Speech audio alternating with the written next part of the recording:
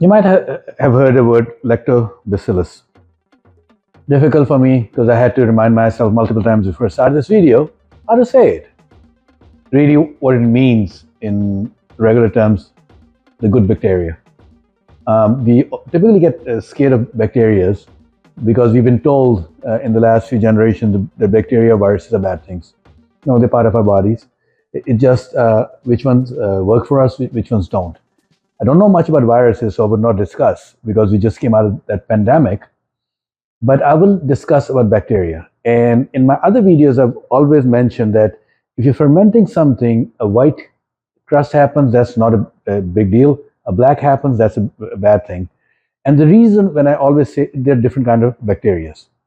Fermentation, all you're trying to do is make a water bath in salt, which, as I've said before in my other videos, if you've not seen them, and I'll repeat myself, it is really take water, not water which comes out of your faucet, which has chemicals in it, just clean water, distilled or whatever that might be, and add kosher salt or rock salt, and again not table salt because table salt has iodine and other chemicals in it which you don't need. So you make a water bath where the flavor should be around, my saying always is like ocean or sea water. Take whatever vegetables you want and put that in that bath. Let it sit for some time, and it makes something which is called fermented food. It helps you with your gut. So let's see what I'm about to do today. I have. You can use anything. Summer has ended. Fall. These are surely not homegrown, but if you homegrown onion, I've got turnip over here. I've got daikon and radish over here. I've got some peppers. Some are spicy, some are not, and I've got beets over here. You can do any or everything. Does not make a difference what you do. So I'm giving a generic idea how to do it. Before we do this, I do have this special container which is meant to do this.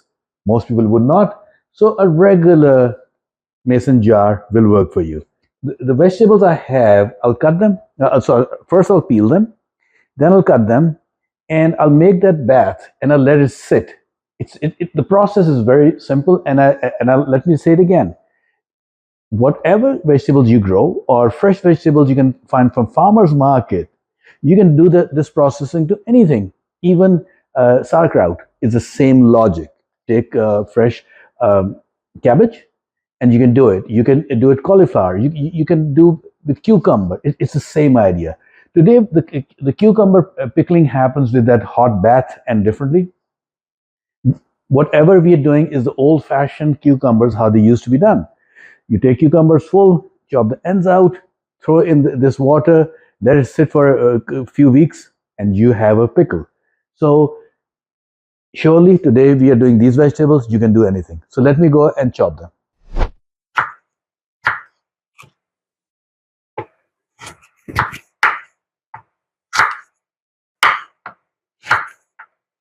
So what I've done, we have peeled everything for sure, which was daikon, radish, turnip, onion. We have some chili sitting around, and beets. So these beets are already done. The reason I had to do it differently because beets leave a color. I didn't want color to happen in this. So this jar right now has the daikon and the turnip and some fresh chilies from the garden. We'll do it differently. Whatever, you can mix them also. I just wanted to make it different because sometimes people get offended by the color. And when I say get offended because beets have a color. I started this last week. Have a look. This is what it looks like. Like there's real color to it. And some people don't like it. Even on my chopping block, it will leave this mark. It was sitting in the corner of my kitchen, and it left color, and I almost had to, didn't use bleach. Luckily I didn't have to, but I had to use like a lot of sprays to get rid of it. So even on this one, this color will stay. On chopping blocks, it looks nice. Before I go and do the beats. Let's look at the container I have. So as I told you earlier, that you can use a mason jar. This thing is a bit different. This is a pickling jar. In my journeys, I brought it from another country, and in this case, country was Pakistan. This is used for pickling. The lid, it's supposed to go over here and used to work, but I bought it cheap, so it's not doing the right thing. So what I'll do, again, if you watch at my vinegar video, so I have my own bowl. I'll put it like this on it. And the reason would be the solid should not go higher than the liquid. Okay, so let's fill this container.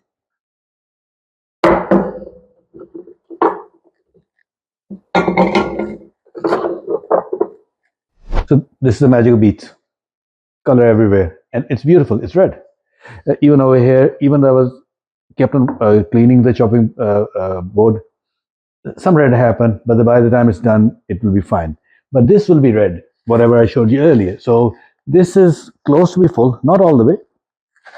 I don't know what the size of this container is. It's somewhere around here. Now we have to make the brine. Before I make the brine, let me put some spices. I do prefer, this is a black mustard seed. Put a bit of it. It becomes crunchy. For people who are non-vegetarian and eat sushi, there's the same kind of a crunch that when you eat a sushi and the eggs happen, and I love it. So this will mix in it.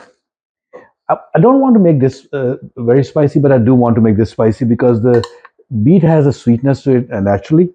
The spice will fight very well.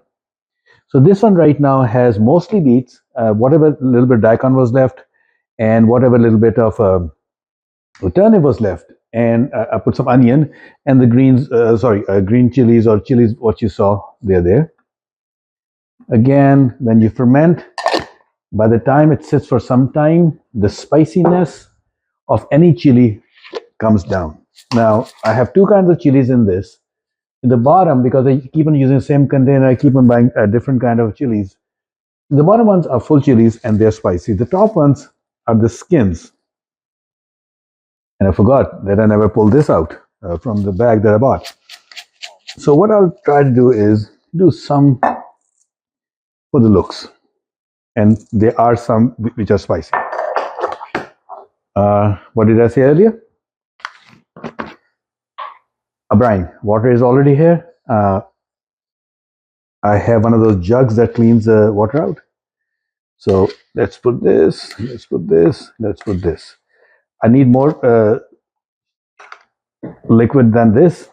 So even if it's too salty, I can always play around with it. Okay, I think I need more. Good that I have a second jug. And since I've done it already, I'll just add more water and I'll throw some salt on top. I just wanted to show it to you. When I typically do it for myself, I don't mix the salt water the way to make the brine the way I showed you, because generally speaking, I have an idea. This is done. I'll do a bit of mix.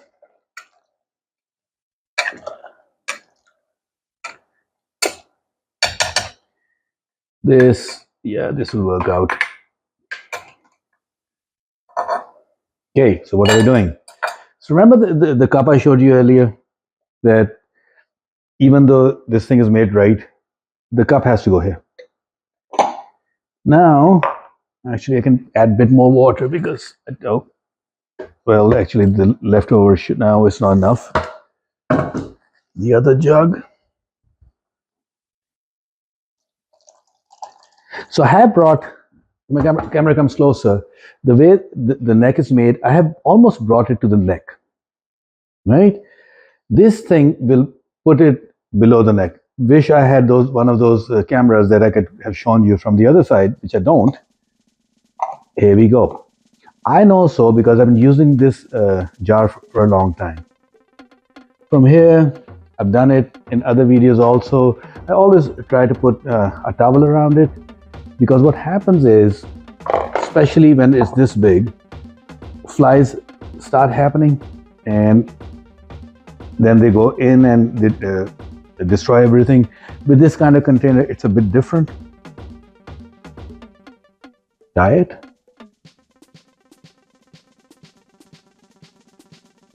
And go. Now put the lid on. The lid is just to keep the towel together. So with this, you can put the lid on, but you can do another thing. You can take a regular sandwich bag, put some water in it. And I think you've seen me doing this in my other fermentations. And do this kind of a thing. Now what this is doing, the water is putting the pressure on. It is pushing the solids down. There's enough open over here. When carbon dioxide will happen, it will come out automatically. I do live in a household that I don't have little kids running around or anything, so I would be able to leave it like this. But if you don't, the best choice will be to put it somewhere where dust would not be able to get in. Generally speaking, it shouldn't, and nobody can knock it off. So this is how you can make any kind of ferment or a fermented or pickle anything. I hope you learned something. I hope you enjoyed, and I do hope that you like this channel and subscribe and like our video. Thank you so much.